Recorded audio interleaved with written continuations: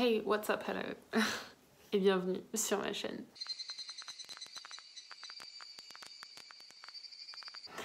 Pour ceux qui ne me connaissent pas, je m'appelle Lydia et aujourd'hui on va parler de mon mois de mai assez chaotique. Donc ce mois-ci j'ai lu pas énormément de livres parce que mi-mois de mai j'ai eu une crise un peu de santé. J'ai dû retourner chez mes parents un peu avec mon copain, donc là j'ai vraiment baissé mon rythme de lecture pendant 2 semaines, mais je vais quand même vous parler des livres que j'ai lus. Si vous avez envie d'avoir une vidéo sur ma santé mentale, tout ce que je peux vous dire c'est que j'ai été diagnostiquée avec une dépression suite à du stress post-traumatique, c'est tout. On va tout de suite commencer avec la vidéo. Si vous voulez plus de vidéos sur la dépression et la santé mentale, vous pouvez en parler dans les commentaires ou me contacter sur Insta. Donc on va parler des livres que j'ai lus. Donc le mois de mai j'ai commencé le mois de mai avec pas mal de BD et de mangas ensuite j'ai commencé un livre que j'ai pas du tout aimé, que j'ai mis 1 étoile sur 5 et j'ai commencé un autre livre que j'ai pas fini et que je dois finir et du coup je le mettrai à la fin de la liste. Donc on va commencer avec les mangas. Le premier manga que j'ai lu c'est le tome 1 et 2 de Terraformars. Pour ceux qui ne connaissent pas Terraformars, c'est le livre préféré de la série de mangas préférée de mon bébé d'amour, de mon copain. Voilà, et c'est l'histoire de la colonisation de Mars qui se passe pas trop comme prévu par les humains. Dans le futur, bien sûr, il y a des mutations sur les humains avec des insectes. C'est assez trash et ça m'a plu. Les dessins sont pas mal, l'histoire est pas mal. Ce qui m'a fait rire un peu, c'est les clichés des nations que j'ai trouvé assez drôle à explorer. Ça m'a assez plu et on va dire que je me suis assez amusée durant ces 2 tomes-là. Dans le premier tome est plus comme un espèce de prologue où on suit la mission 2 et ensuite on a un espèce de saut dans le temps où on suit une autre mission quelques années plus tard avec des personnages différents parce que vous devinez que la première mission que l'on voit dans la seconde mission que l'on voit dans le prologue ne se passe pas très bien et il y a un survivant que l'on voit après. J'ai mis 4 étoiles, enfin 3 au premier et 4 au second sur 5 sur Goodreads, tout simplement parce que je pense qu'il y a des éléments que j'arrivais pas encore à saisir ou à lire l'histoire. Mais le plus je lisais, le plus ça m'amusait. Après, ce qui me déplaisait un peu, c'est un peu le cliché de chaque pays, mais bon, voilà, je pense que c'est quelque chose que l'on retrouve dans beaucoup de littérature quand on connaît les pays. Après, on se dit, c'est pas vraiment comme ça que ça se passe. Mais voilà, après l'histoire, je l'ai trouvée un peu, elle est originale, mais en même temps, elle avait des clichés. Les personnages sont originaux, mais en même temps, il y en a, c'est des clichés sur pattes avec des backgrounds que je trouve assez drôles à explorer. Mais voilà, j'ai bien aimé Terraformars et j'ai partagé aussi cette expérience avec mon copain. J'aimerais continuer, mais quand je serai de retour à Toulouse. Ensuite, en continuant avec les mangas, j'ai commencé Vinland Saga. Alors, j'avais regardé l'anime qui était... Et du coup, je me suis dit, je vais attaquer le manga et je suis arrivée au tome 9. Bon, j'avais commencé avant et j'ai repris un peu durant ce mois-ci. Donc, pour ceux qui ne connaissent pas Vinland Saga, c'est un manga inspiré de l'invasion danoise sur l'Angleterre, il me semble. Oui, voilà. Avec des personnages légendaires, des personnages qui ont vraiment existé pour certains, romancés à la manga, genre... voilà. Donc ça m'a vraiment plu. J'ai trouvé un peu que, arrivé au tome 9, que l'histoire commençait vraiment à me taper sur les nerfs, parce que le perso principal que j'aime bien, mon perso principal, le perso que j'aimais le plus est plus dedans, donc... si. Genre du coup j'ai plus trop envie de lire parce que je trouve que le perso principal est chiant à mourir dans le sens où il veut sa vengeance et après il est je vais arrêter de me battre, mais on sait très bien qu'en 2 tomes il va être en train de se battre parce qu'il aura trouvé une autre raison de se battre. Enfin genre je trouve que ce trope là est vraiment énervant. Historiquement il y a des Voilà, mais sinon c'était vraiment pas mal.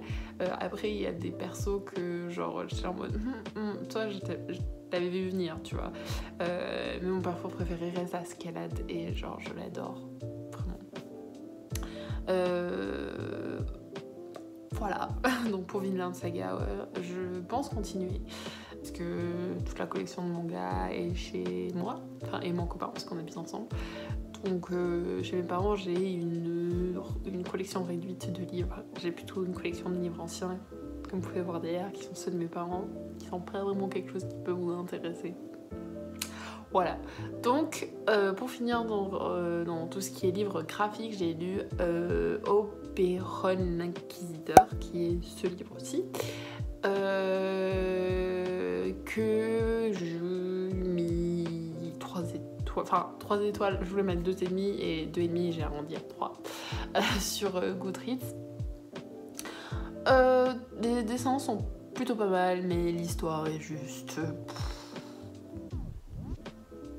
trop rapide à mon goût, trop prévisible à mon goût, et trop violente, et le personnage je trouve incohérent, plus incohérent que dans certains mangas, ce que je trouve assez bizarre parce que certains mangas sont à fond dans l'incohérence pour moi des personnages, peut-être que je suis juste pas encore adaptée au médium, mais voilà. La violence dans ce livre était complètement injustifiée, et puis le plot, quand j'ai fini le livre, j'étais là en mode j'ai juste mis pas mal, j'ai mis des étoiles parce que le dessin était vraiment pas mal et qu'il y avait du potentiel et qu'il y avait certains aspects de la création du monde que je trouvais vraiment intéressants, par exemple la question des inquisiteurs, leur pouvoir. Donc en gros le pitch c'est un personnage un peu violent que tout le monde croyait mort qui en fait est vivant et qui revient pour se venger de ceux qui ont essayé de le tuer et de ceux qui ont tué son meilleur ami qui était aussi son compagnon de combat, voilà. Donc c'est ce roman-là. Je l'avais acheté à l'occasion des 48 heures de la BD, donc je l'avais payé vraiment pas cher. Et est-ce que je lirai la suite? Probablement, si un jour je tombe dessus en seconde main, parce que si je les achèterais neufs, je doute les acheter. Mais voilà, donc ça c'était plutôt les livres graphiques. Et ensuite on va passer au roman que j'ai lu, et c'est Le Soldat Chaman de Robin Hobb. Et au celui-là j'ai mis 1 étoile et... j'ai détesté. Alors, Le Soldat Chaman, c'est l'histoire d'un jeune noble qui, dans un monde un peu comparable au nôtre, c'est de la fantasy où il commence à voir le développement d'armes à feu. Donc, c'est un jeune noble d'une famille qui est récemment anoblie et qui doit parfaire son éducation. Donc il a une très bonne éducation militaire qui lui est donnée par son père, mais son père lui dit tu dois parfaire ton éducation avec quelqu'un d'autre, un nomade, et donc c'est un peu son aventure de lui qui parfait cette éducation, qui ensuite va dans une académie, voilà. En soi, j'adore ce genre de roman. J'adore Le Nom du Vent. Donc, si vous connaissez mes goûts de lecture, l'histoire d'un personnage qui évolue, Coming of Age Series, j'adore aussi les Chroniques guerriers émergées parce que l'académie, l'apprentissage, j'adore ça. Mais je pense que mon plus gros problème était le style d'écriture de Robin Hobb que je n'apprécie pas du tout. Et ça me fait mal de dire ça parce que je sais qu'il y en a plein d'entre vous qui adorent le style de Robin Hobb. Mais moi, je le trouve très passif en fait. J'arrive pas à rentrer dedans. Et c'est quelque chose que j'arrive pas à accrocher, donc j'ai lu mais j'ai vraiment pas aimé. L'histoire m'a déplu, il y a certains éléments que je trouvais s'enchaîner trop vite et d'autres moins vite. Il y a des passages que j'ai pas mal appréciés, je trouve que j'ai pas mal apprécié certains passages dans l'académie,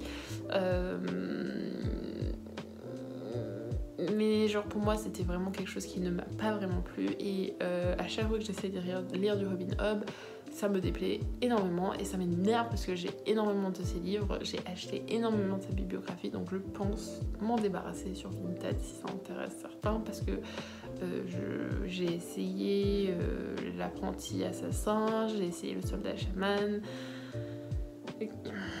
j'en ai encore à essayer. Je pense que je tenterai un dernier, mais j'irai pas plus loin que ça parce que franchement, genre, ça me fait mal de dire ça parce que je sais qu'elle est adorée, je sais qu'il y a beaucoup de travail dans ses œuvres, mais je n'arrive pas à adhérer à Robin Hobb, donc voilà. Enfin, le livre que je suis en train de lire en ce moment, et je sais pas si je vais continuer à le lire ou est-ce que je vais passer à autre chose, c'est Jonathan Strange and Mr. Norrell. J'ai pas trop avancé parce que j'étais à fond dedans et après j'ai eu ma dépression un peu nerveuse. Pour vous dire la vérité, je ne serais pas là si ce n'était pas pour mon copain. Voilà. Mais bref, j'ai commencé ce livre-là qui pour moi était une réelle pépite. J'en ai parlé un peu sur Instagram. Ça se passe, c'est une Angleterre alternative où il y a la magie. En fait, ils pensent que la magie a disparu, mais en fait non, il y a un magicien. Enfin, au début, il y a un magicien qui sait contrôler la magie, qui met ses services au pouvoir de la couronne et il rencontre un autre magicien avec des avis très contrastés de lui et c'est leur vie qui se développe. Je n'ai pas lu tout le roman, j'ai pas mal avancé et il me plaît énormément et j'ai envie de continuer à le lire et j'ai envie de savoir plus sur ce monde et sur cette écriture qui est très George Orwell pour ceux qui ont lu. Et donc je ne peux que le recommander et je vous en parlerai, je pense j'en ferai une vidéo quand j'aurai fini. C'est un marque-page que mon copain m'a fait. Mon copain est parfait.